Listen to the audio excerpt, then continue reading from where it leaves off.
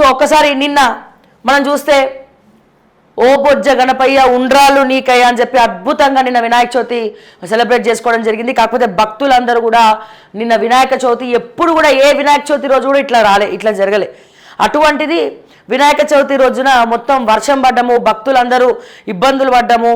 So వాళ్ళు మార్కెట్లో ఏమంటారు పండగకి సంబంధించినటువంటి వినాయక విగ్రహాలు కొనడం దగ్గర నుంచి ప్రతి ఒక్కరు కూడా బురదలో దిగి మరి మొత్తం ట్రాఫిక్ చాలా ఇబ్బంది పడ్డారు. నిన్న అందరూ కూడా బయటికి వచ్చిన వాళ్ళందరూ కూడా చాలా ఇబ్బంది పడ్డారండి. అలాగే నిన్న ఖైరతాబాద్ గణపతిని చూడడానికి, గణనాథుడి తొలి పూజ చేయడానికి గవర్నర్ రావడం జరిగింది. జిష్ణుదేవ్ వర్మకు పూర్ణ కుంభంతో స్వాగతం పలికిన ఉత్సవ కమిటీ సభ్యులు, జోరు వర్షంలోనూ కూడా బారులు తీరిన భక్తులు, హాజరైన ఎమ్మెల్యే దానం, ఎంపీ అనిల్ కుమార్, అట్లాగే ఖైరతాబాద్ గణపతిని చూడడానికి వచ్చినటువంటి ఒక గర్భిణీ స్త్రీ అక్కడనే ప్రసవించిందట నొప్పులు రావడంతో. సో అంటే బొజ్జ గణపయ్య సమక్షంలో మరి డెలివరీ అయింది. చాలా సంతోషం. మహాగణపతి వద్ద గర్భిణీ ప్రసవం, దర్శనానికి వచ్చే క్యూ లైన్లోనే తల్లి బిడ్డ క్షేమం అని ప్రకటించిన వైద్యులు. అంటే అసలు ఓకే, అన్నీ అద్భుతంగా జరిగింది.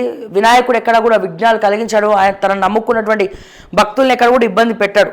అయినప్పటికీ 9వ నెలలు నిండినటువంటి గర్భిణి అంత రష్లో అంత లైన్లో వస్తే ఎట్లా, ఎన్ని రకాల ఇబ్బందులు ఉంటాయి. ఇంకా సివియర్గా ఏమైనా అన్ఎక్స్పెక్టెడ్గా కొన్ని థింగ్స్ ఏమైనా జరిగి ఉంటే, తోపులాటలో మొత్తం రష్ పెరిగిపోయి ఎవరైనా మీద పడి ఉంటే చాలా ఇబ్బంది అయ్యేది, చాలా ఇదయ్యేది.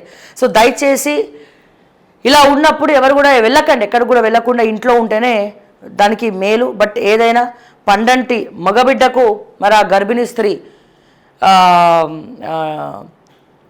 ప్రసవించింది, పండంటి మగబిడ్డను. మరి అది కూడా ఖైరతాబాద్ గణపతి సమక్షంలోనే జరిగింది. సో చాలా సంతోషకరం. అండ్ అలాగే ఒకసారి మనం చూద్దాము. మీరు చూడొచ్చు, ఫోటో కూడా ఇక్కడ కనబడుతోంది.